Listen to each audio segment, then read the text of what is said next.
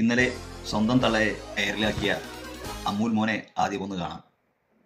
സ്വർണം കട്ടു അരപ്പ, സ്വർണം കട്ടു അരപ്പ. അത് വീട്ടിൽ പോയി ചോദിച്ചാൽ മതി.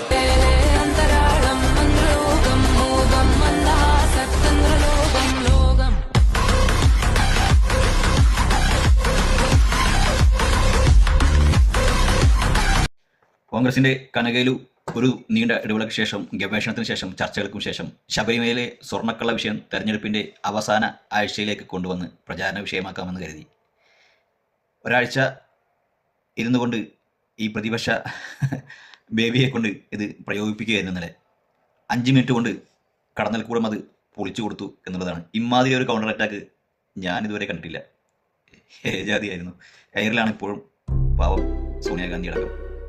സ്വർണം കട്ടു അരപ്പ, സ്വർണം കട്ടു അരപ്പ.